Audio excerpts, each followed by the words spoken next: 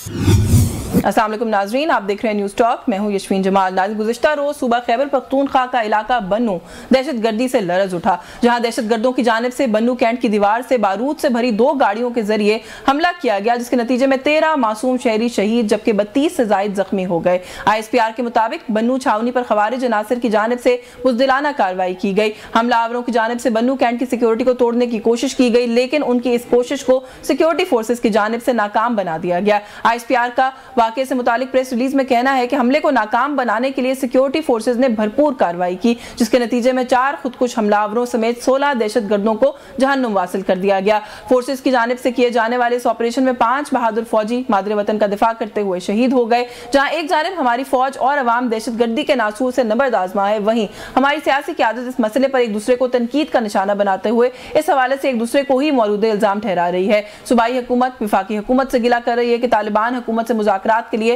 हुकूमत हमारे भेजे गए TORs की मंजूरी में ताखीर कर रही है, जिसके बायस सूबे में दहशतगर्दी बढ़ती जा रही है। जबकि वफाकी वज़रा तालिबान की मौजूदगी पर सवालात उठाते हैं, जबकि इस मुल्क से नासूर का खात्मा कर दिया गया था, तो फिर कैसे तालिबान की वापसी मुमकिन हुई? जहां एक तरफ हम एक दूसरे पर इल्जामात आयद कर रहे हैं, वहीं दूसरी जानिब दहशतगर्दी के खिलाफ पाकिस्तान की काविशों की तारीफ बैनुल अक़वामी सतह पर की जा रही है। अफगानिस्तान से इनखला के दौरान काबुल एयरपोर्ट पर होने वाले खुदकुश धमाके के मास्टरमाइंड को गिरफ्तार किए जाने पर अमरीकी सदर डोनाल्ड ट्रंप ने कांग्रेस से अपने खिताब के दौरान पाकिस्तान की हुकूमत का बिलखुसूस शुक्रिया भी अदा किया। जी, इन्हीं सभी इश्यूज पे बात करेंगे। हमारे साथ प्रोग्राम में मौजूद है सीनियर रहनुमा पाकिस्तान तहरीक इंसाफ के शौकत यूसुफजई साहब ने हमें ज्वाइन किया।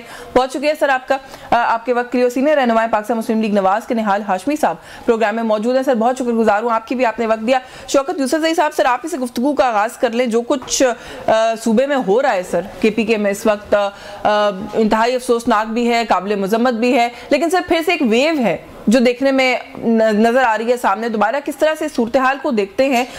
अली अमीन गंडापुर साहब जो है उन्होंने गुफ्तगू की, वो सारे मामले के लिए विफाक को ब्लेम कर रहे हैं। विफाक से बात करें सर तो वो ये कहते हैं कि ये एक सूबाई इशू है। थोड़ा सा इसके ऊपर भी जरूर बात करें, क्योंकि सर वो इशू किसका भी है वो हम ये देख रहे हैं कि जो लीडरशिप है सियासी इल्जाम तराशी में फिर से मसरूफ हो गई है। नुकसान सर आम शहरियों का हुआ है, कल भी जो हुआ है। बिस्मिल्लाह, बहुत शुक्रिया। देखें, ये पे दर पे 2 वाक़यात जो हुए हैं ना, एक तो जो अकोड़ा खटक वाला हुआ है और एक ये बर्न वाला जी। अब ये देखना ये है कि ये तो प्योरली दहशतगर्दी है, और इस दहशतगर्दी का ताना बाना कहाँ से जुड़ता है। अगर हम ये कहें कि जी अफगानिस्तान से जुड़ता है, तो फिर अफगानिस्तान के रास्ते से जो इस तरह की चीजें आती हैं, 2 ट्रक आते हैं फिर कैंट में दाखिल होते हैं, तो वो फिर आप क्या कहेंगे कि क्योंकि जो बॉर्डर है वो तो वफाक के साथ है ना, हमारे साथ तो नहीं है, तो एक सूबा क्या कर सकता है इन हालात में। और मेरे ख्याल से दूसरी तरफ आप देखें कि हमारे जवान शहीद हो रहे हैं, रोजाना कुर्बानियां दे रहे हैं, तो इसके लिए एक मुस्तकिल पॉलिसी होनी चाहिए। क्यों हम अफगानिस्तान के साथ अब तक बातचीत नहीं कर पाए? क्या वजूहात है, क्या चीज हमें रोक रही है, क्या मुश्किलात हैं?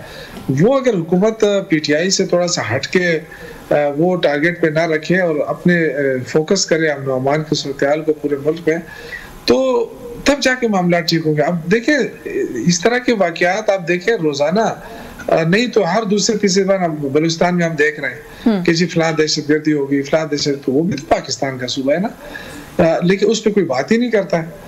और बहुत सारे ऐसे वाकयात हैं जो हमारे सिक्योरिटी इदारे या हमारे पुलिस या फौज, वो बहुत सारे इस तरह वाकयात जो रोक भी लेते हैं, लेकिन वो हाईलाइट नहीं होते हैं। जो वाकया हो जाता है वो हाईलाइट हो जाता है। सर नेचुरल है ना, देखिए वो तो चले आप ठीक कह रहे हैं, बट नेचुरल बात है ना, जानी नुकसान होता है तो नेचुरली वो चीज हाईलाइट होती है। मैं उससे आता हूँ, मैं यही अर्ज कर रहा हूँ कि देखें, इसमें हमारी फौज के जवान भी शहीद हो रहे हैं, आम लोग भी सफर हो रहे हैं, वो भी कितने शहीद हो गए। अब होना क्या चाहिए? ब्लेम गेम, तो इसको आप ब्लेम गेम कहें जो भी कहें, लेकिन मैं क्या कहूँगा कि जब बॉर्डर उसके साथ है, वफाक के साथ है, और ये भी मालूम है कि दहशतगर्दी अफगानिस्तान के रास्ते से होकर आ रही है, तो मैं किस अच्छा सर, इस पे वैसे मैं बिल्कुल पूछती हूँ हाशमी साहब से, लेकिन एक आपके सामने भी सवाल रख दूं सर कि बॉर्डर से कोई इन्फिल्ट्रेशन होती है, बिल्कुल विफाक की जिम्मेदारी है।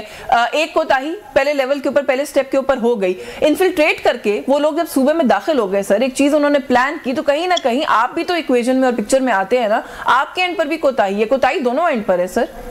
मैं उसी पे आ रहा था, लेकिन आपने मुझे इंटरप्ट कर दिया तो मैं खामोश हो गया। नहीं चले, आप बता रहा था जी, मैं वही बता रहा था कि देखिए ये जो 2 ट्रक जब आते हैं ना, तो ये इंटेलिजेंस फेलियर तो है, ये तो मैं बिल्कुल सही कहूँगा, इंटेलिजेंस फेलियर भी है, और ये जो कोऑर्डिनेशन है बिटवीन मुख्तलिफ फोर्सेस के, उनकी भी वो है ना, लैप्स तो है। क्योंकि देखिए ऐसा नहीं है, कैंट एरिया में दाखिल होना कोई आसान काम नहीं है, कहाँ से ट्रक स्टार्ट होते हैं, ये बिल्कुल इसकी इंक्वायरी होनी चाहिए। मैं जरूर कहूँगा इंक्वायरी होनी चाहिए, लेकिन हमने नेक्टा बनाया, हमने नेशनल एक्शन प्लान बनाया, वो क्या किधर चले गए? मतलब ये कि जब वाकया होता है चीजें हमें याद आ जाती है, लेकिन उसके बाद खामोशी। अब मैं ही अर्ज करूंगा, आप हाशमी साहब में बड़े सीनियर हैं, देखिए फुल टाइम वजीर दाखिला का होना बहुत लाजिम है। इस मुल्क की जो तबाही का सबब बन रहा है वो ये कि कोई वजीर दाखिला नहीं है। सर फुल टाइम नहीं है हमारे पास, फुल टाइम वजीर दाखिला है, क्या हो गया सर? वो जवाबदेही नहीं है सीएम प्राइम मिनिस्टर को। अच्छा। है तो बता दे, हाशमी साहब बता दे कि वो जवाबदेह है। ठीक है, वो तो सारे दिन क्रिकेट में भागता है, कभी किधर कभी किधर। यहाँ मुल्क देखें, मुल्क के जो हालात है उनको अगर आप देखें तो एक फुल टाइम वजीर दाखिला की जरूरत है। ठीक है, बिल्कुल ठीक है सर। मुझे इजाजत है, मैं जरा निहाल हाशमी साहब को गुफ्तगू में शामिल कर लूँ। सर किस तरीके से देख रहे हैं जो हुआ यके बाद दीगरे 2 इवेंट्स बहुत अनफॉर्चुनेट, साथ में बलूचिस्तान में भी बीच में एक इंसिडेंट हुआ, क्यों सर? एक तो ये कि लैक ऑफ कोऑर्डिनेशन नजर आ रही है, ये इसको पीटीआई वर्सेस पीएमएलएन इशू ना बनाया जाए, ये एक मुल्क का मसला है, उसको कैसे रिजॉल्व करना है थोड़ा सा सर। एक तो ये कि क्यों एक लैक ऑफ कोऑर्डिनेशन दिखाई देती है, मैं चाहती हूँ इसके ऊपर आप बात करें। दूसरा, क्या रुकावट है, जो बात अभी यूसुफ ज़ई साहब कर रहे थे कि अफगानिस्तान से बात क्यों नहीं हो सक रही? सूबा करने की कोशिश करता है सर, टीओआर's उन्होंने भेजे हुए हैं, वो भी अप्रूव विफाक नहीं करता, विफाक खुद भी इस चीज को लेकर कोई हम देख रहे हैं कदम आगे नहीं बढ़ाता, और नुकसान किसका हो रहा है? एक आम पाकिस्तानी शहरी का। बिस्मिल्लाहिर्रहमानिर्रहीम। काफी दिनों से मैंने सोचा हुआ था कि मैं सियासी गुफ्तगू और पार्टीजन वाली गुफ्तगू से परहेज करूंगा, जिसमें कहीं पर पाकिस्तान के सियासी जमात के लोग एक दूसरे पे तनकीद करते हो, नुक्ताचीनी करते हो। मगर कल का जो वाक़या हुआ वो इंतहाई रंजीदा था, दिल हिला देने वाला था, जिसकी जितनी भी मजम्मत की जाए कम है। मैं मोहतरम जनाब समीउल हक साहब समीउल हक के साहब के खानदान, हामिदुल हक साहब के खानदान, और जो लोग भी नौशेरा और बन्नू के वाक़े में तबाह हुए उनके खानदानों की ताज़ियत करता हूँ, और तमाम जख्मियों के लिए अल्लाह से दुआ भी करता हूँ कि उन्हें जल्द सेहत कामला अता फरमाए। और हुकूमत से भी मैं दरख्वास्त करूँगा, सारी हुकूमत जो भी हो, लोकल गवर्नमेंट की हो, प्रोविंशियल हो, फेडरल हो, कि उनकी आप देखभाल करें, उनकी मालकी की जाए। बुनियादी जो जिम्मेदारी है रियासत की, वो अपने अवाम की जान और माल की हिफाजत और उसके तहफ़्फ़ुज़ को करना, वो एक्सटर्नल थ्रेट से हो या इंटरनल थ्रेट से हो। बदकिस्मती ये है कि अभी ये सारे हमारे एक्सटर्नल थ्रेट जो है हमारी इंटरनल कमजोरी की वजह से हमारे इंटरनल थ्रेट बन गए। बात चीजें आपकी और शौकत की मैं सुन रहा था, ठीक है, मगर बात चीजें ऐसी है कि जो अक्रॉस द बॉर्डर नहीं है। अब वो जो चीजें हैं वो माजी में हमने उनको इनवाइट कर लिया था, जिन्हें खाजी आप कहते हैं, पाकिस्तान के सॉइल पे इस्टेब्लिश हो गया, और अब ये मामला जिसे कहते हैं इनलैंड वॉर शुरू कर दिया गया। ये चाहते हैं कि पाकिस्तान में कोई इस तरह की जंग हो, खाना जंगी टाइप की चीज हो। बॉर्डर अल्हम्दुलिल्लाह आपके अफवाज पाकिस्तान ने सिक्योर किया हुआ है, मगर वो जो चोरी से और चुपके से आते हैं, बुजदिली के साथ आपके ऊपर हमलावर होता है, और खास करके जब औरतें और बच्चे और अवाम पे, और इवन माह रमजान में मसाजिद को नहीं बख्शा गया, तो फिर शर्मिंदगी से झुक जाता है कि हम किन लोगों को समझते थे कि ये, मैंने ख्वारिश से भी कि अगर एक कदम कोई आगे है तो वो शायद ये हो, क्यों कि रमजान का महीना है, मसाजिद है, उसमें औरतें हैं, उनमें बच्चे हैं, और उसके बाद उनका कोई लेना देना नहीं है, आप उनके ऊपर आके हमलावर होते हैं। ये किसको आप खुश करते हैं, किसको आप बताते हैं कि आप कमजोर कर रहे हैं रियासत पाकिस्तान के हिस्से को? मैं ये समझता हूँ कि इसमें हमारी भी जिम्मेदारी, बुनियादी जिम्मेदारी लोकल थाने की लोकल पुलिस की। हम हल करने के लिए क्या कर रहे हैं वो तो बिल्कुल ठीक है, बैकग्राउंड जो आप सेट कर रहे हैं ऐसा ही है, अफसोसनाक भी है, काबिल मजम्मत भी है। अगर जो लोकल हुकूमत है, देखे ना आप, अगर केपी के अवाम ने करोड़ों का बजट, अरबों का बजट दिया हुआ है केपी के हुकूमत को कि वो लॉ एंड ऑर्डर को बेहतर किया जाए, और वहाँ पे सैकड़ों नहीं हजारों के हिसाब से मुलाजिम भी है, इंटेलिजेंस के इदारे भी है, तो ये फेलियर नहीं होना चाहिए। लेकिन सर काउंटर टेररिज्म की पॉलिसी ओवरऑल मुल्क की भी होती है ना, वो विफाक से ओरिजिनेट करती है। विफाक क्या कर रहा है? यूसुफ ज़ई साहब कहते हैं पहले एक फुल टाइम इंटीरियर मिनिस्टर तो लगाएं ताकि जो कोऑर्डिनेशन है सूबे की और विफाक की वो तो पहले काम चल पड़े ना, वो तो बेहतर हो सके। अच्छा, मैं ये कहना चाहता हूँ कि जो कोऑर्डिनेशन है वफाक की और सूबे की, उसको शदीद बेहतर करने की जरूरत है। जब तक वो कोऑर्डिनेशन बेहतर नहीं होगा तो मामला आगे नहीं बढ़ेगा। इनलैंड जो लड़ाई होती है मुल्क के अंदर, जो बात है, मैं शौकत साहब की बात से इत्तेफाक करता हूँ कि वजीर दाखिला साहब को फुल टाइम इस पर फोकस करना चाहिए, और अब तो अल्हम्दुलिल्लाह एसोसिएट वजीर भी आने वाले, और सूबाई जो गुजरा है उनसे भी उनको बातचीत करना चाहिए। तो देखिए, बुनियादी चीजें हम सियासत बाद में करते रहेंगे, हमारी काम जो है वो अपने लोगों की जान और माल की हिफाजत करना है। चले, मैं थोड़ा सा बिल्कुल आपने ये बात की ना, आपने कहा कि सर अरबों का बजट है, प्रिंसिपल लायबिलिटी सूबाई गवर्नमेंट की होती है, प्रिंसिपल रिस्पांसिबिलिटी सूबाई गवर्नमेंट की होती है, रेस्ट जो है वो सारे इदारों पे। और चले, मैं आपकी जाने बात हूँ सर दोबारा, लेकिन जब ये बात ऑफिशियली बता दी जाए कि कल जो कुछ हुआ वो करने वाले अफगानिस्तान की सरजमीन इस्तेमाल कर रहे थे, वहां से आए थे, तो फिर बॉर्डर तो सर सूबाई हुकूमत के पास नहीं आता ना यूसुफ ज़ई साहब। लेकिन फिर भी क्योंकि निहाल हाशमी साहब भी ये सवाल करें, मैंने ये सवाल और लोगों को भी करते हुए देखा कि जी अरबों का बजट जाता है लॉ एंड ऑर्डर के नाम पर सूबों को, तो फिर अगर कुछ होता है तो जिम्मेदारी सूबे की ही है। और थोड़ा सा आगे बढ़ते हुए अली अमीन गंडापुर साहब ने कल के इंसिडेंट को इसके साथ जोड़ते हुए ये बात भी की। उन्होंने कहा कि अगर कोई समझता है कि खाली हम ही अफेक्टेड रहेंगे इससे, तो वो गलत सोचता है, ये पूरा मुल्क अब इससे मुतासर होगा। इस पर आप क्या कहेंगे सर, ये क्यों इस तरह की बात की है गंडापुर साहब ने? नहीं, वो उन्होंने सही कहा है। देखिए मुतासर तो होगा, मतलब ये कि अकोड़ा खटक कितना दूर है अटक से, मतलब ये कि दहशतगर्दी का कोई वो तो नहीं है ना, कोई ऐसा तो नहीं है कि खुदकुश हमलावर को हम कोई जानबूझकर छोड़ते हैं। उसको तो रोकने के लिए हमारे सिक्योरिटी इदारे कितनी कोशिश करते हैं, जानों के नजराने दे रहे हैं, लेकिन मुश्किल होता है, उसका पता ही नहीं चलता है कि कौन अपनी जान देने के लिए तैयार है। तो मुश्किलात हैं। देखिए, मैं अगेन कहूँगा कि सिर्फ हम एक दूसरे पे इल्जाम लगाने से तो नहीं होगा, लेकिन जो हकीकत है उस पर तो जाना चाहिए कि इस वक्त दो सूबे सबसे ज्यादा मुतासर हैं और दोनों सूबों की माली मुश्किलात भी हैं, और इस हालात में खैबर पख्तूनख्वा के 2000 अरब रुपए जो है वो इस वक्त रोके हुए हैं वफाक ने। तो अगर सूबा इतनी मुश्किल में है और इसके बावजूद अगर आप उसके पैसे रोक के रखेंगे तो मुश्किलात तो और भी बढ़ेंगी।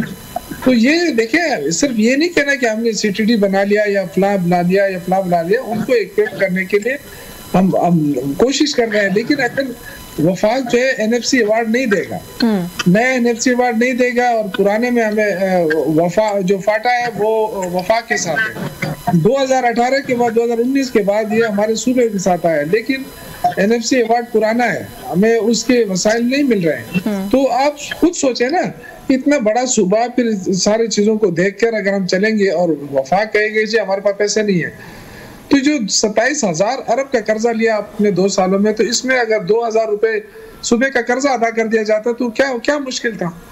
ये सुबह भी बेहतर होता, और आप ये बात कर सकते थे कि जी हमने आपको वसाइल दिया है। ये वसाइल को हम खैरात तो नहीं मांग रहे हैं, ये हमारा हक है, ठीक है, हमें अपना हक ही नहीं मिल रहा है। अच्छा सर, क्योंकि अभी हम बातों में क्या हम अफगानिस्तान क्योंकि सर बात कर रहे हैं, तो आपने खबर देखी होगी किस तरीके से देख रहे हैं सर, अमेरिकी सदर की तरफ से ये कह रहे हैं, आपकी क्रिटिक्स या गवर्नमेंट के लोग कह रहे हैं कि आप लोग समझ रहे थे कि कोई स्टेटमेंट आएगी आप लोगों के हवाले से, लेकिन पहला बयान जो पाकिस्तान के हवाले से आया है वो उन्होंने अप्रिशिएट किया है, मौजूदा हुकूमत को एक्नॉलेज किया है कि उन्होंने कोऑपरेट किया है, जिसकी वजह से 11 अमेरिकी फौजी जिनको मारा गया था अफगानिस्तान के अंदर, वो जो कातिल है उसके खिलाफ एक सक्सेसफुल ऑपरेशन हमने किया है सर। नहीं, अच्छी बात है। देखें, कोई अच्छा काम किया है तो हमारे सिक्योरिटी इदारों ने किया है ना, तो उसको तो बिल्कुल अप्रिशिएट करना चाहिए कि उन्होंने इतना बड़ा वो किया। लेकिन मैं उससे क्या इसका दर्द कम हो जाएगा कोड़ा खटक का, और ये मैं तो वैसे बात आगे लेके जा रही हूं। मैं जो जहां पे जख्म है ना, मैं उसको ठीक करने की बात कर रहा हूँ। हाँ। वो हमारे जो वफाकी हुकूमत का जो काम है वो इस तरह है जैसे कोई जख्मी आ जाता है अस्पताल और टेम्परेरी पट्टी बांध के उसको रुखसत करके छोड़ दिया जाता है कि जाए आप ठीक हो जाएंगे, बीच में वो जख्म खराब हो जाता है। इस वक्त जो सूरत हाल है एक्चुअली यही हो रहा है। देखिए वफाक को मैं इसलिए ब्लेम कर रहा हूँ कि इख्तियार उनके पास है। अगर मेरा वज़ीर आला ये कहता है कि यार अगर आप नहीं करना चाहते बातचीत तो हमें छोड़ दे, हम बात करते हैं अफगानिस्तान से, नहीं आप थोड़ा सा कहीं खुद को भी ब्लेम करते हैं आप लोग, क्योंकि आपको पता है वो 40,000 लोग लाए, उनको कैसे यहाँ लाके बसाया, वो बात तो होती रहती है। मगर शानदाना गुलजार खान साहिबा ने सर थोड़ा सा सुन ले, शानदाना साहिबा ने जो बात की उन्होंने क्लेम भी किया है ना सर, वो ये कहती है कि तालिबान को साबका एस्टैब्लिशमेंट ने मुल्क में वापस लाने का प्लान बनाया था, हमारी काबीना में रखा था, काबीना के वुज़रा ने उसको अपोज किया था, लेकिन कहा गया था कि ऊपर से आया है तो ये करना पड़ेगा। देखिए अब ऊपर से कहां से आया था मैं क्या कह सकता हूँ इस पे, लेकिन जो उस वक्त की काबीना थी उसमें बाकायदा जो हमारे मिनिस्टर्स थे खैबर पख्तूनख्वा उन सब ने उसकी मुखालफत की थी। और बदकिस्मती से अगर वो हो भी गया था, वो मायदा हो भी गया था, तो ये हमारी हुकूमत तो खत्म हो गई थी ना। लोग तो बाद में आए तो बाद में रोक सकते थे, ये मायदा खत्म कर सकते थे अगर इनको बुरा लगता या अच्छा नहीं लगता, ये समझते थे कि वो मायदा खराब था। और मायदा कोई गवर्नमेंट तो नहीं कर सकती अकेला, आपको भी पता है। इसमें तो देखें मुख्तलिफ इदारे होते हैं, इदारों से मिलकर ही सारी ये पॉलिसियां बनती है, अकेला कोई हुकूमत पॉलिसी नहीं बना सकती है। अगर वो पॉलिसी वो गलत निकली तो उसको खत्म भी किया जा सकता था, उसी वक्त रोका जा सकता है। शौकत यूसुफ, मुझे यहाँ पे एक ब्रेक का कहा जा रहा है, ब्रेक से वापस आके मजीद इस इशू पर बात करते हैं। व्यूअर्स हमारे साथ रहिएगा। वेलकम बैक नाजरीन। जी निहाल हाशमी साहब, एक तो हाशमी साहब ये क्योंकि ये क्रिटिसिज्म बार बार आ रहा है कि जी ये लोगों को लेकर आए, इन्होंने लोगों को लाकर बसाया, लेकिन सर थोड़ा सा उससे मूविंग फॉरवर्ड इस वक्त सूबे की जो सूरत हाल है, जैसे अभी यूसुफ ज़ई साहब ने भी कहा कि 2 सूबे जो हैं वो इस वक्त नजर आते हैं कि वो ज़ेरे अताब हैं इस इशू के, दहशतगर्दी के। प्राइम मिनिस्टर साहब, वफाकी काबीना, सर कोई थोड़ा सा इतना सीरियसनेस तो शो करें। अभी तक वो एक दफा KPK के दौरे पर भी नहीं गए, इतने 2 बड़े इंसिडेंट्स हो गए, तब भी हमने देखा कि कोई वहां पर नहीं गया। सर हमें आपको नहीं लगता कि दोबारा से एक चीज वो होता है ना, वो इकट्ठा लेकर चलने का जो एक कॉन्सेप्ट होता है उसको दिखाने की भी जरूरत है, ताकि मैसेज जाए जो ये सब कुछ कर रहे हैं उनको भी कि हम एक साथ हैं इस इशू के ऊपर कम से कम।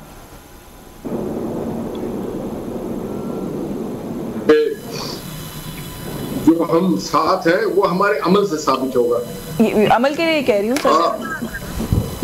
जी मैं भी अमल का ही कह रही हूँ सर कि अगर जाएंगे, बैठेंगे, इस इशू पे बात करेंगे तो लगेगा ना कि इत्तेहाद है इस इशू के ऊपर। अच्छा, अब वो अमल तब होता है मौसर और मजबूत और मुनज़्ज़म जब हमारे जहन और दिमाग खुले हो, जब हमारे बगल में बहुत सारे मुर्गियां ना छुपी हो, जब हमारे मुंह में पे बात और दिल में और हो, तो फिर वो एजेंडे पूरे नहीं होते। एजेंडे करने के लिए आपको एक दूसरे को दिल से तस्लीम करना पड़ता है, एक दूसरे की इज्जत करनी पड़ती है, तकरीम करनी पड़ती है, एक दूसरे का दस्ते बाजू बनना पड़ता है, और सामने वालों को पैगाम जाता है कि अब हम एक बड़े मुश्किल फेज में है और हमें तरीके से, सही तरीके से मैटर्स को लेके आगे बढ़ना है।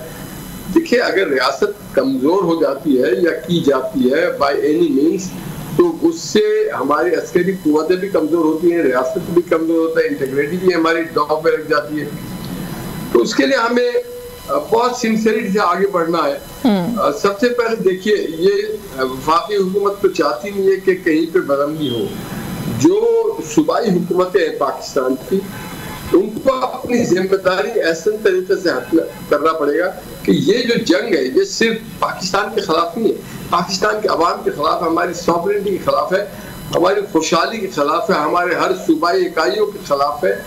तो अगर पाकिस्तान को खुदा न खास्ता इससे हिट होता है तो कोई भी इसमें तपिश से बचता नहीं, हर कोई इसकी तपिश आएगी। ये बात का अदराक होना चाहिए क्योंकि हम इंटरलिंक्ड है एक दूसरे के साथ, ज़राअत में, सनत में, तिजारत में, मजहबी हम आहंगी में, हर चीज में हम लिंक्ड है।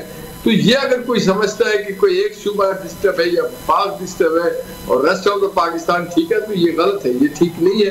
तो मैं ये समझता हूँ कि जहाँ हुकूमत करती है अपने फैसले, वहाँ प्राइवेट सेक्टर में भी लोगों को मोहल्ला कमेटियों में तश्कील देना चाहिए, अच्छा निहाल हाशमी साहब, सर थोड़ा सा गुफ्तगू को अगर आगे बढ़ाऊं, क्योंकि दहशतगर्दी तो जाहिर है लॉ एंड ऑर्डर तो एक इशू है ही हमारा, लेकिन दीगर भी सर बहुत से मामला हैं, कौन सा हमारे पास और कोई मामला नहीं है जिसके ऊपर हमें जिसके लिए परेशान होने की जरूरत है। आपके इत्तेहादी जो है सर, पॉलिटिकली भी आपको नहीं लगता कि आप लोग कहीं ना कहीं मुश्किल का शिकार है? ऑपोजिशन तो है ही है, इत्तेहादी जो है सर पीपल्स पार्टी वाले, बिलावल भुट्टो साहब कहते हैं जी कि मौजूदा हुक्मरान जो है अपने सियासी मकासद के लिए, ताकत की लड़ाइयों के लिए, तख्ते लाहौर के लिए मुल्क का नुकसान कर रहे हैं और मुल्क का जो पोटेंशियल है मुल्क को वहां तक पहुंचने नहीं दे रहे। इस तरह से हुक्मरानी से मुल्क आगे नहीं चलेगा, बल्कि एक मुतबादिल निजाम लाना पड़ सकता है। देखिए जी, हुकूमत है ये मुश्किल काम। दुनिया में कोई एक हुक्मरान बता दे, कोई हुकूमत बता दे जो कि आसान तरीके से की गई हो, जो बहुत ही इंजॉय करके किया गया हो, कोई नहीं। या तो हिकमत करने वाला, हुकूमत करने वाला वो निजाम बड़े मौसर तरीके से रोल नहीं अदा कर रहा है, या कहीं पे बादशाह सलामत या जो निजाम को राइज कर रहा है वो रोल अदा नहीं कर रहा है। बहुत ही कम ऐसा देखने में आया है कि रूल ऑफ लॉ के तहत चलने वाले दुनिया के किसी माशरे में उस तादाद में पाए जाते होते हैं, कम और बेश होते हैं।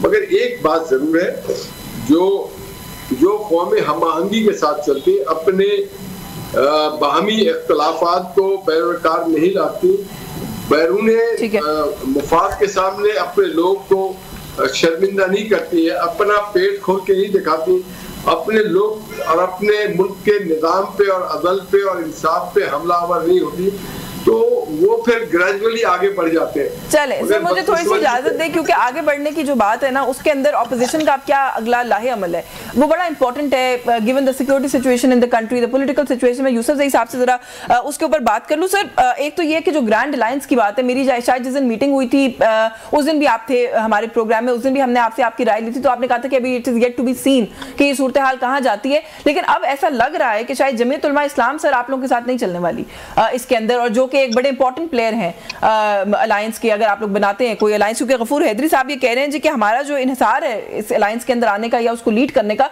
वो पीटीआई के रवैये पर है, और पीटीआई का रवैया हमें समझ नहीं आ रहा। जी मेरे ख्याल से जहाँ तक रवैये की बात है, तो मेरे ख्याल से दावतें भी कर रहे हैं, उनके लिए इज्जत भी दे रहे हैं और एक दूसरे के साथ मिल बैठ के खाने भी खा रहे हैं। फिर भी अगर उनका रवैयों पे एतराज है तो उसका मैं क्या जवाब दूं।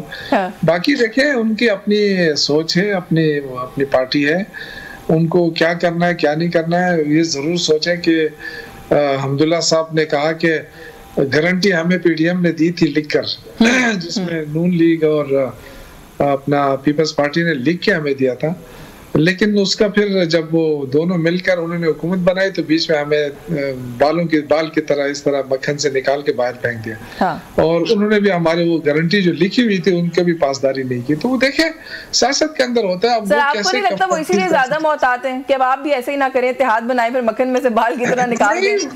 नहीं, मेरे ख्याल से देखें उनके साथ जो होना था ना वो पीडीएम की वजह से हुआ है। हाँ। अगर वो पीडीएम के साथ ना होते तो आज उनकी एक हैसियत होती, लेकिन उनको बड़ा धचका पहुंचा है। और आज भी अगर वो इसी हुकूमत के साथ चलना चाहते हैं, इन्हीं लोगों के साथ चलना चाहते हैं, पार्टियों के साथ, तो फिर अगले इलेक्शन में फिर 2 सीटें भी मिलेंगी। तो उनकी है यूसुफ ज़ई साहब, उनके पास स्ट्रीट पावर है। मैं तो हैसियत से इनकार नहीं कर रहा हूँ। हाँ। मैं तो हैसियत से इनकार ही नहीं कर रहा हूँ। देखिए, मैं तो अभी अगेन आपसे ये कहूँगा कि पीडीएम में अगर स्ट्रीट पावर थी तो वो जेयूआई के पास थी। हाँ। लेकिन मैं ये कह रहा हूँ कि इनके जो देखिए इस वक्त ट्रेंड क्या चल रहा है, इस वक्त आप कुछ भी कर लें, लोग इमरान खान के साथ हैं, वोट उसी को देना चाहते हैं। आप चाहे कराची देख लें, पंजाब देख लें, केपी या बलूचिस्तान, जहाँ भी जाए लोग आपको यही कहते हुए मिलेंगे। लेकिन अब ये कि ये जो उनके साथ मिलेगा जाहिर है उनका वोट बैंक भी कटेगा। हाँ, लेकिन तो यूसुफ ज़ई साहब, अगर मैं वैसे आपसे आपका इस पे एनालिसिस पूछूं कि अभी तक रुकावट क्या है, ये इत्तेहाद क्यों नहीं बन सका, या मौलाना कि उसके अंदर शमूलियत के रास्ते में आपको क्या रुकावट दिखाई देती है? क्योंकि मुझे लगता है वही एक टिपिंग पॉइंट है, वहीं पर बात रुकी हुई है। मैं तो इस कमेटी में नहीं हूँ जो इनके साथ मुलाकातें करता है, मुज़ाकरात करते हैं, लेकिन शायद मौलाना साहब वो हमेशा इमामत जब होती है तो मौलाना साहब आगे होते हैं ना, तो ये शायद मुझे नहीं पता है, शायद अगर यही बात हो कि जी मुझे आगे करें। अच्छा, तो इमामत का मामला मुझे नहीं पता। हो सकता है कि वो ग्रैंड अलायंस के वो चाहें कि जी आप मुझे सरबराह बना दें, तो ये भी हो सकता है। लेकिन मुझे नहीं पता है उसके बारे में। लेकिन अगर अज्यूम कर लें कि यही ख्वाहिश है मौलाना की सर, तो आप लोगों को तहफ़्फ़ुज़ात होंगे उस पर? नहीं, मैं कौन होता हूँ तहफ़्फ़ुज़ात? वो तो जो कमेटी बनी है डेफिनेटली वही बातचीत हो रही है उनके साथ, वही जो भी मामलात हुए वही तय करेंगे। लेकिन हम सबको ये देखना है कि अगर हम ये कह रहे हैं कि जी धांधली हुई है और जिसकी वजह से ये हुकूमत जाली है, तो फिर आप जो है ना बात करने के लिए अगर तैयार नहीं होते हैं या एहतजाज करने के लिए तैयार नहीं होते, तो फिर दाल में कुछ काला तो है ना। नहीं, वो मैं इसलिए पूछी हूँ कि ये बात शायद खान साहब तक पहुंचाई गई है, लेकिन वहां से कोई जवाब अभी तक नहीं आया, तो शायद कोई रिजर्वेशंस फिर हैं। इसका मतलब है सर थोड़ा सा इस पे भी, क्योंकि अब हम बात करें इस हवाले से, रुकावट कहीं अली अमीन गंडापुर साहब तो नहीं है। ये मैं इसलिए पूछी हूँ कि गफूर हैदरी साहब ने तो बड़े दोखटो अल्फाज में कहा है, उन्होंने कहा जी कि इत्तेहाद के रास्ते में अली अमीन गंडापुर साहब रुकावट है, उनका रवैया रुकावट है। नहीं, देखिए वो इस तरह है, बिल्कुल है, लेकिन वो किस तरह है? वो ऐसे है कि वो ये कहते हैं कि जी आप इस वक्त हमारे एक ही, हालांकि हमारे तो पूरे पाकिस्तान में हुकूमत होनी चाहिए थी जिस तरह लोगों ने हमें वोट दिया है, हाँ। लेकिन हमारी सिर्फ केपी में हुकूमत है। अब वो कहते हैं कि जी इस हुकूमत को खत्म करें क्योंकि ये मैंडेट भी हमारा है। तो अब आप खुद सोचें कि हम इनको क्या जवाब दें, क्योंकि हमने जिस तरह इलेक्शन लड़ा है वो तो सब सारी दुनिया को पता है कि ना इलेक्शन कमीशन ने हमें छोड़ा है, ना उनके जो कुव्वतें हैं आरओज और इलेक्शन कंडक्ट करने वाली कुव्वतें थे, सबने अपना अपना काम निकाला हमसे, और उसके बावजूद भी हमारी हुकूमत बनी है। तो बड़ी मुश्किल सूरत हाल में हुकूमत बनी है। तो ऐसे में ये कहना है कि जी आप हुकूमत छोड़ दें ताकि, क्योंकि हमारा मैंडेट चोरी हो। भाई आपको मैंडेट चोरी हुआ तो किसने किया है? जिसने किया है उसके खिलाफ निकले ना। उन्होंने छोड़ने के लिए नहीं कहा, हिस्सा मांगा है यूसुफ जई साहब। वो कह रहे हैं हिस्सा, जो हम तक कुछ बातें जराए से पहुंच रही हैं वो ये कि वो कहते हैं हिस्सा दे दें कोई सूबाई हुकूमत में। अभी तो खैर हिस्से की बात नहीं है, लेकिन अली अमीन गंडापुर साहब ने जो आपने बात की, देखिए इसमें कोई शक नहीं है कि फैसल करीम कुंडी साहब हो गए, गवर्नर जो है, और मौलाना साहब हो गए, ये एक दूसरे के खिलाफ इलेक्शन लड़ते हैं, इनका हल्का एक होता है। तो जब हल्के में इलेक्शन लड़े जाते हैं तो डेफिनेटली इस वक्त तो सीएम है, तो उनकी वहां से उनके भी कोई तहफ़्फ़ुज़ात होंगे डेफिनेटली। जी यूसुफ जई साहब प्लीज, मुझे एक ब्रेक का कहा जा रहा है, एक ब्रेक ले लें, यहाँ पे ब्रेक से वापस आके मजीद इसी इशू पे बात करेंगे। व्यूअर्स एक ब्रेक का वक्त हो रहा है, हमारे साथ रहिए। वेलकम बैक नाज़रीन। निहाल हाशमी साहब किस तरह देख रहे हैं सर ऑपोजिशन अलायंस? हम लोग आप लोगों से सवाल कर रहे थे कि आप लोगों के लिए कितना बड़ा मसला साबित हो सकता है ये अगर फोर्सेस इकट्ठी हो गई, लेकिन अभी ऐसा लग रहा है सर कि इनकी तो आपस में ही बात नहीं बन रही है। तो आप लोग इसको किस तरीके से देख रहे हैं? आप लोग इसको do you still see it as a threat कि अगर ये इकट्ठे हो जाते हैं तो आप लोगों के लिए प्रेशर बनेगा? देखिए, अगर इकट्ठे हो जाते हैं हमारे लिए प्रेशर बने ना बने, कम से कम माशरे में जो नाहमवारियां हैं, जो माशरे में गवर्नेंस की फेलियर है, जो यहाँ पे खास करके मैं कहूँगा जो मेरे भाई ने दो सूबों का जिक्र किया, केपी और बलूचिस्तान, और बिलखुसूस केपी में जो रिट कमजोर होती जा रही है सूबाई हुकूमत की, ये इत्तेहाद मिलकर उस रिट को मजबूत करे, उनको मुनासिब मशवरे दे, फैसले करे कि जिससे सूबे की भी रीड बेहतर हो, सूबाई खजाना भी बेहतर हो, लॉ एंड ऑर्डर भी बेहतर हो, और वो वाक़यात ना हो जिसके वजह से हमें शर्मिंदगी होती है। और जम के फिर खान साहब के लिए कोई अच्छा सा केस भी देख ले, वकील भी देख ले, और अपने दीगर लोग भी देख ले, और फिर जम करके जमहूरी जद्दोजहद करें। ये ना करें कि आप केपी से निकल करके, पेशावर से निकल करके इस्लामाबाद की गलियों में आके कहे कि हमने कब्जा कर लिया और कब्जा कर रहे हैं। उससे लोगों की जानो माल और इमलाक को नुकसान पहुंचाता है। जो अली अमीन साहब जितने बार आए वो वापस सलामत पहुंच गए BMW गाड़ी में, मगर जो बेचारे अपनी गाड़ी में आए थे, मार खाते हुए आए थे, वो जो जेल में गए या जो भी तकालीफ बर्दाश्त की, उनको आज तक मैंने देखा कोई पूछने वाला है। और फिर उसके बाद बताएं कि अगर चले आपने ये धरना देकर कुछ कर भी दिया तो उसके बाद क्या करेंगे? आप हमसे ही सीख लें। 2018 में इमरान खान साहब ने तस्लीम किया है कि जो सीटें थी वो PMLN की थी, हमसे चोरी की गई, हमसे जबरदस्ती ली गई और इमरान खान साहब को बनाया दिया। तो हम भी आज अगर ये बात करें कि 2013 की जो मैंडेट है उस पे जो आपने हमारे साथ ज्यादती की, 2018 की जो मैंडेट है उस पे जो आपने काम नहीं होने दिया, रियासत को नहीं चलने दी, समाजी काम छोड़ दिया आपने, डेवलपमेंट का काम छोड़ दिया, पार्लियामेंट को नहीं काम करने देते थे, तकसीम दर तकसीम करते थे, नौजवानों को भड़काते थे, गाली गलौज करते थे, सफारती तादाद को बिगाड़ देते थे, पड़ोस से लेके दूर तक सफारती ताल्लुकात खराब कर देते थे, बे परकी के इल्जाम लगाते थे, सहूलतें दुनिया के सबसे बेहतर लेते थे, खा वो हवाई जहाज का सहूलत हो, खा वो हेलीकॉप्टर का सहूलत हो, मगर डिलीवर कुछ भी नहीं करते थे। आप डिलीवर करें, और ये अपोजिशन को चाहिए कि इसको कहे कि जी मैं आ रही हूँ सर, आप लोगों ने अपना लेंस सारा ना पीटीआई के ऊपर रखा है, आगे पीछे भी थोड़ा फोकस करें। आप ये तो आपके अपने इत्तेहादी कह रहे हैं कि आपकी हुकूमत अपनी दुश्मन खुद है, वो खुद इस तरह के काम और फैसले कर रही है कि वो अपना नुकसान खुद कर रही है, बल्कि उन्होंने तो कहा ये हुकूमत 90 की दिहाई से बाहर नहीं निकल रही, उससे भी पीछे कहीं चली गई है। यूसुफ साहब आप कुछ ऐड करना चाह रहे हैं शायद? नहीं, मैं ये करना चाह रहा था कि देखें, बदकिस्मती है ना कि हम तो इस वक्त जो हमें अगेन ये कहेंगे कि जी हुकूमत के खिलाफ बात कर रहे हैं, लेकिन डेफिनेटली अब जाहिर वफाक में जो हुकूमत होती है उसकी रिस्पॉन्सिबिलिटी ज्यादा होती है। और अगर आप दहशतगर्दी को सिर्फ सूबे के साथ जोड़ के ये कहें कि जी हुकूमत की रेट खत्म हो रही है सूबाई, तो ये बड़ी ज्यादती होगी। रेट हुकूमत पाकिस्तान की रेट होती है, और ये जो दहशतगर्दी हो रही है ये सरहद पार से हो रही है, और ये आपकी हुकूमत कह रही है कि सरहद पार से हो रही है। जब सरहद पार से हो रही है उसके लिए पूछ ले शौकत भाई से कि हम अकेले हुकूमत नहीं है, केपी में पीटीआई भी हमारे साथ उतने ही हुकूमत में हिस्सेदार है जितने हम हिस्सेदार हैं, तो केपी की जिम्मेदारी बुनियादी उन पे आती है। बिल्कुल जी, बिल्कुल लाशमी साहब, हमारी जिम्मेदारी है, बिल्कुल है। जैसे सिंध के अंदर इस वक्त बदकिस्मती से जो स्नैचिंग हो रही है, जो लाइन ऑर्डर का सूरत-ए-हाल बनी है, रात के टाइम कोई अकेला जा नहीं सकता, ये सूरत-ए-हाल तो केपी में नहीं है, दहशतगर्दी है, बिल्कुल है। लेकिन अब ये दहशतगर्दी का फिनोमेना क्या है, इसको समझने की जरूरत है ना। बिल्कुल, ये कहाँ से हो रही है, तो इस पे आपका वज़ीर दाखिला क्यों खामोश है? वो क्रिकेट के देखने के लिए तो दुबई चला जाता है, लेकिन वो कितनी मरतबा अफगानिस्तान चले सर, चैंपियंस ट्रॉफी खत्म होने वाली है, मेरा ख्याल है उसके बाद तवज्जो दे देंगे, उनके पास वक्त होगा इतना कि वो इन इश्यूज पे भी गौर करेंगे। लेकिन आप सही कह रहे हैं, अनफॉर्चुनेट है कि मुल्क में अगर इस तरह की सूरत हाल हो और जो पावर्स टू बी हैं या जो लोग मैटर करते हैं अगर उनकी तवज्जो ना हो, तो ये अनफॉर्चुनेट है। मुल्क में इस वक्त जो लोग सफर कर रहे हैं उनको इस तरह से दहशतगर्दी के हाथों इतने सालों की बेहतरी के बाद अब सफर नहीं करना चाहिए। वक्त खत्म हो गया, वरना मैं मजीद आपसे जरूर बात करती। आपका बहुत शुक्रिया शौकत यूसुफजई साहब आपके वक्त के लिए। निहाल हाशमी साहब से thank you so much for your time also. News talk से आज के लिए बस यही कुछ, मुझे इजाजत दीजिए, अल्लाह हाफिज।